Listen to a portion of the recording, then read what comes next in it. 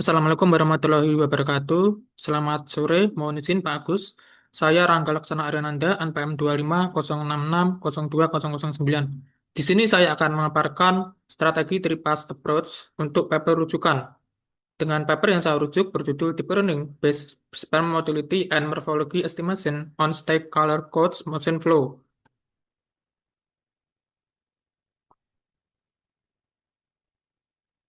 Oke, sebelumnya, tesis dari penelitian saya berjudul Deteksi Abnormalitas Sperma berdasarkan morfologi dan metodologitas menggunakan CNN 3D dengan arsitektur ResNet 34 dengan optimasi ADAM atau Adaptive Moment Estimation. Jadi bagaimana eh, gambaran dari prototipe yang akan saya kembangkan? Jadi nanti di sini saya akan membuat sebuah sistem untuk mendeteksi abnormalitas pada sperma. Jadi untuk mengkategorikan apakah sperma itu normal atau tidak. Dengan berdasarkan dua arah, yaitu berdasarkan dengan morfologi ataupun dari motility. Dari morfologi, nantinya saya akan mengklasifikasikan bagaimana eh, morfologi atau bentuk dari sel sperma, apakah normal atau tidak. Kemudian berdasarkan dari motilitas, di sini akan mendeteksi bagaimana pergerakan dari sperma itu sendiri. Nah, berikut merupakan salah satu rancangan prototipe tesis saya yang nanti akan saya kembangkan. Jadi nanti prototipe yang saya kembangkan akan bisa melakukan deteksi secara langsung bagaimana eh, abnormalitas dari sel sperma itu sendiri. Apakah terdapat kecacatan baik dari segi morfologi maupun dari motilitinya. Untuk sistemnya nanti akan saya kembangkan ke dalam bentuk website.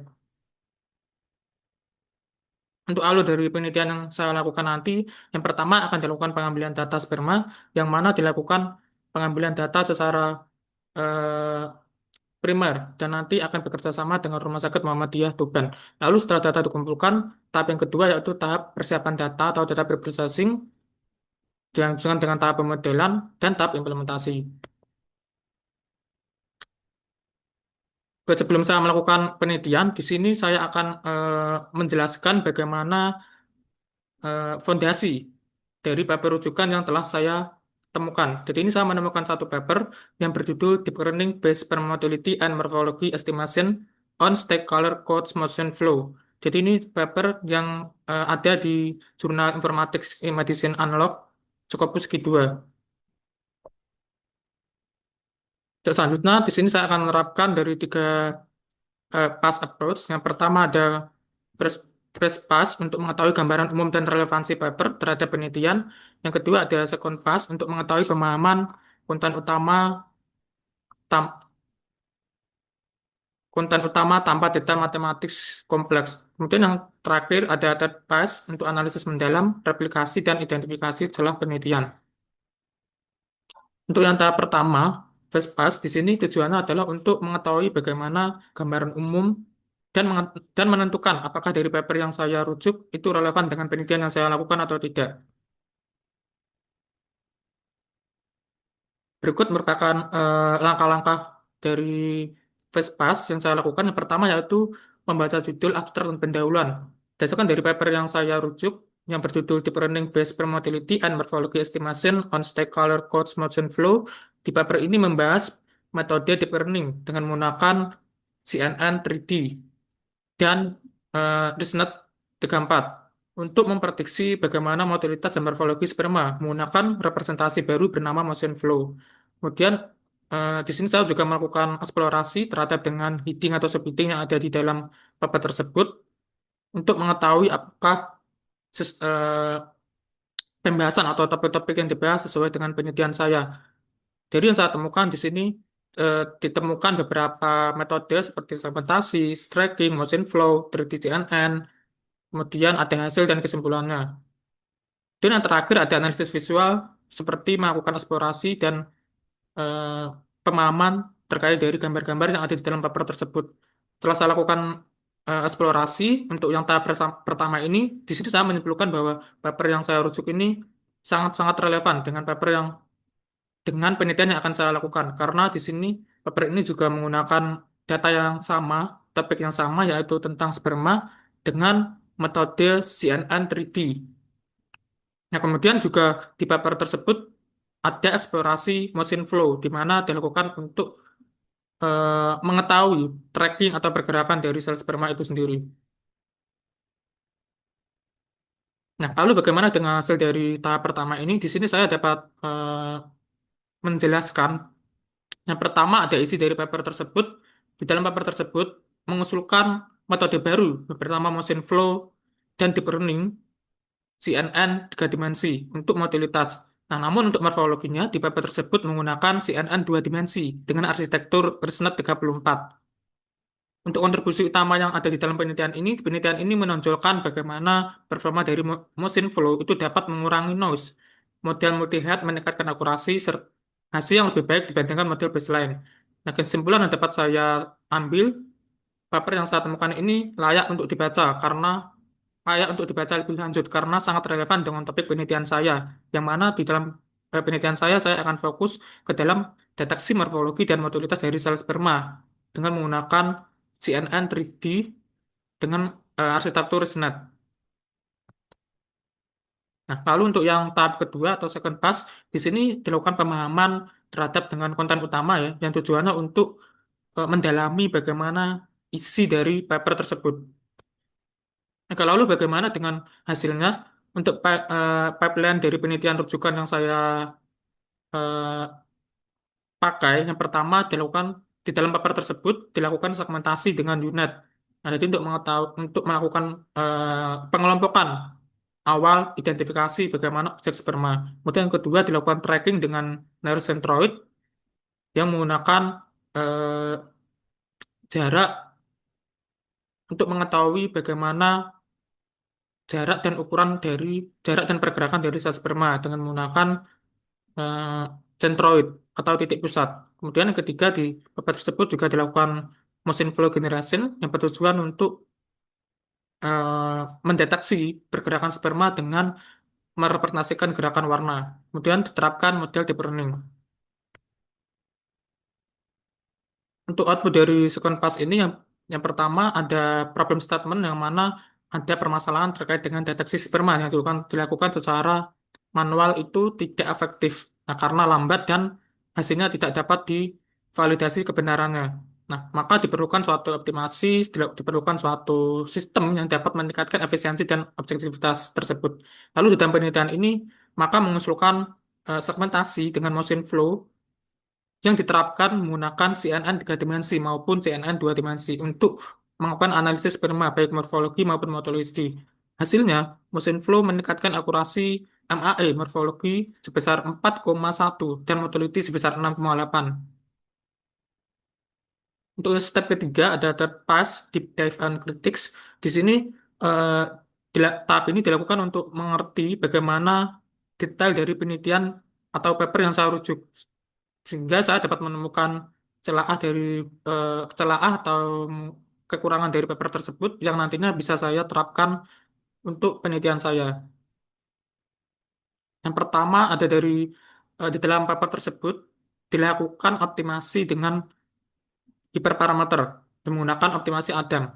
Nah, namun yang bisa saya garis bawahi di sini, di dalam paper tersebut tidak dilakukan fine tuning sehingga optimasi optimasi Adamnya hanya diterapkan secara sederhana. Nah, lalu nanti di penelitian saya akan dilakukan optimasi secara lebih mendalam lagi. Untuk yang kedua, di dalam paper tersebut juga dilakukan penambahan data atau data augmentasi, namun hanya terbatas ke penambahan data secara sederhana seperti dari flip dan rotasi dan lain sebagainya.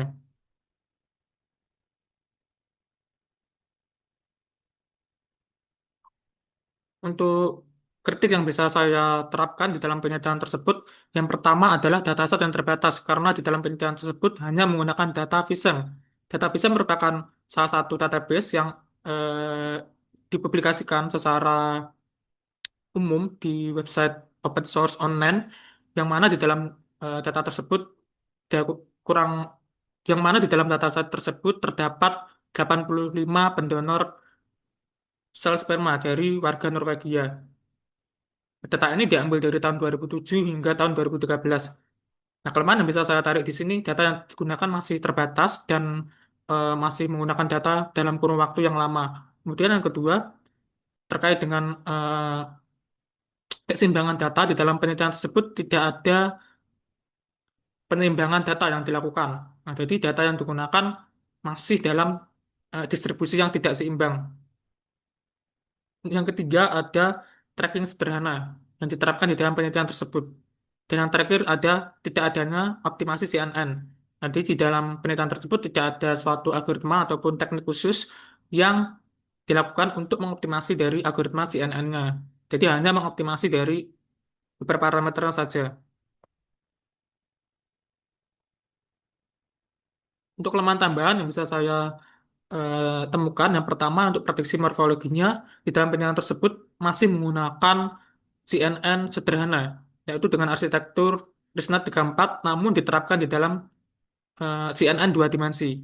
Nah, yang kedua ada untuk intra, interpretability dari modelnya masih tidak jelas ya, karena tidak dijelaskan secara implisit, secara implisit bagaimana implementasi dari model tersebut. Jadi model masih dalam black box tanpa adanya penjelasan yang maksimal terkait dengan bagaimana kinerja dari model tersebut. Nah, jadi untuk karena ini merupakan karena ini merupakan penelitian di bidang kesehatan, jadi untuk interpretability dari model itu sangat penting sekali karena di sini akan mengetahui bagaimana kinerja dari model sehingga bisa lebih transparan. Jadi mengetahui bagaimana fitur-fitur apa saja yang gambar-gambar mana yang paling berkorelasi dan paling mempengaruhi dari kinerja model itu masih belum dijelaskan. Lalu yang kedua untuk parameternya, untuk optimasi parameternya masih menggunakan optimasi yang sederhana. Jadi tidak ada eksplorasi yang lebih lanjut seperti dilakukannya konsep fine tuning untuk melakukan optimasi.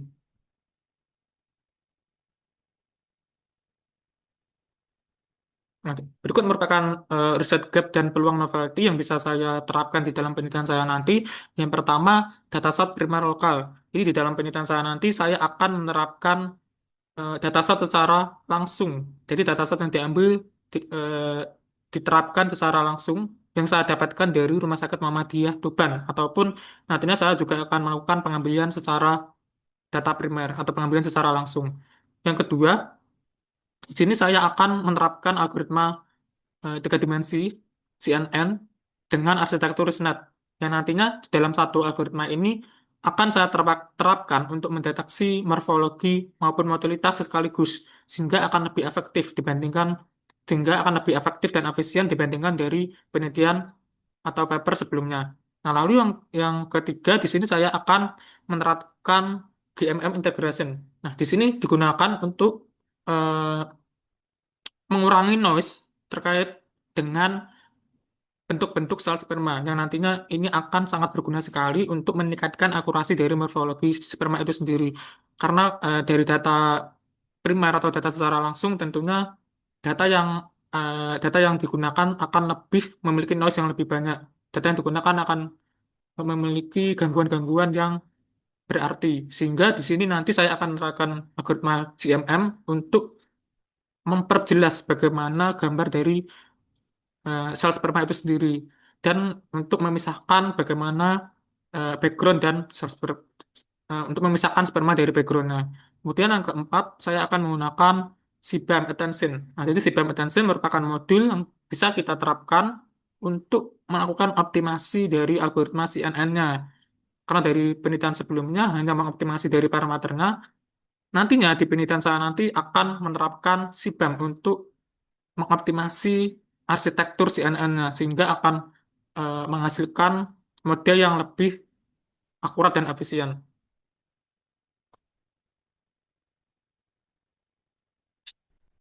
Yang berikutnya ada penerapan gradient CAM. Nah, jadi di sini saya akan menerapkan bagaimana gradient CAM ini untuk mendeteksi kira-kira bagian sperma mana yang paling berkorelasi, yang paling berpengaruh terhadap hasil hasil pengujian, terhadap hasil evaluasi model sehingga kita bisa mengetahui kira-kira bagian mana yang paling berkontribusi besar terhadap evaluasi modelnya. Kemudian yang terakhir di sini saya juga akan menerapkan eh, keseim, keseimbangan data atau data balancing yang nantinya saya akan menerapkan penambahan data baru sintetis. Nah, karena di dalam penelitian sebelumnya hanya dilakukan augmentasi data secara sederhana seperti dari flip dan rotation. Nah, nanti di penelitian saya akan menerapkan eh, penambahan data baru yang lebih modern. Di sini yang nantinya saya akan menggunakan algoritma seperti vegan, GAN, dan lain sebagainya.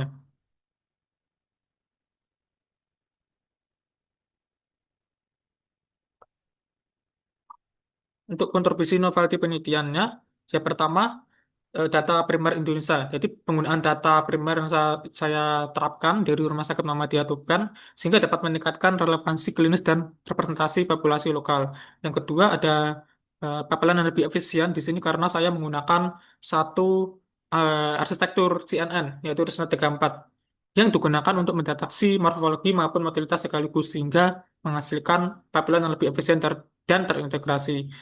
Yang ketiga, di sini saya juga menerapkan tension mekanisme yang dilakukan untuk membantu model CNN agar lebih fokus pada fitur-fitur yang penting, sehingga hal ini nanti dapat meningkatkan akurasi akurasi dan kinerja dari si model CNN-nya. Yang keempat ada model interpretability, yang mana saya akan menerapkan integrasi GradCam untuk untuk yang keempat ada model interpretability yang mana saya akan menerapkan integrasi dari gradient CAM untuk interpretabilitas visual melalui heatmap yang dapat dipahami secara klinis.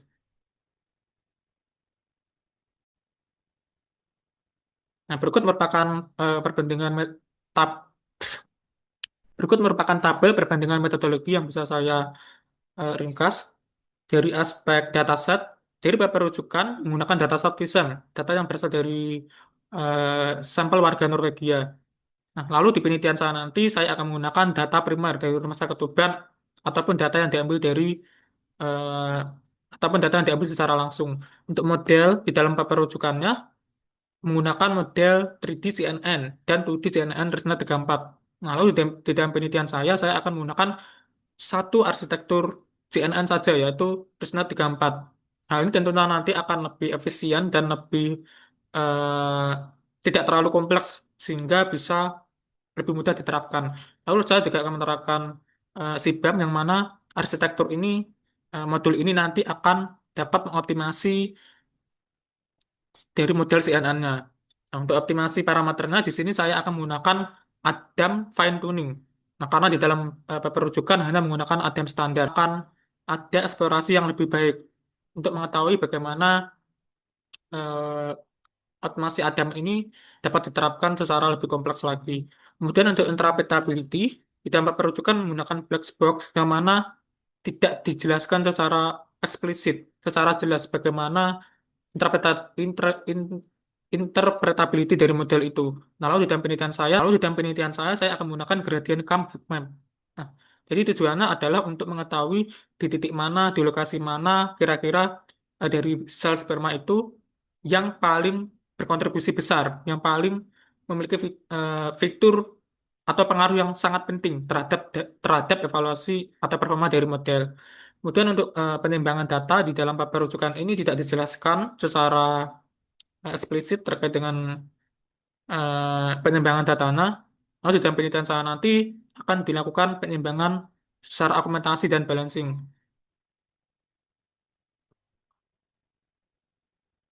Untuk output dari tahap ketiga ini, yang pertama replikasi pipeline.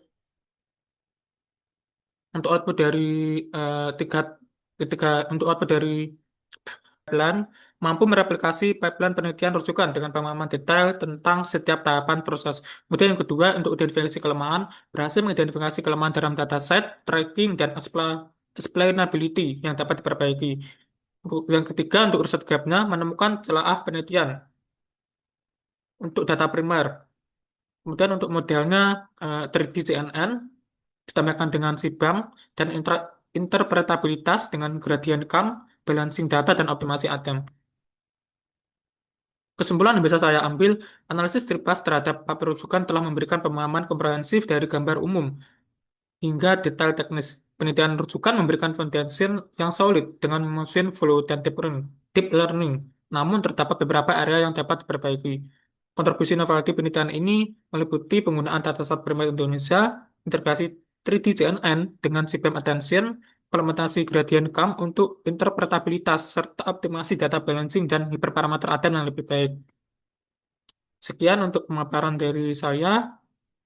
Kurang lebihnya saya mohon maaf. Wassalamualaikum warahmatullahi wabarakatuh.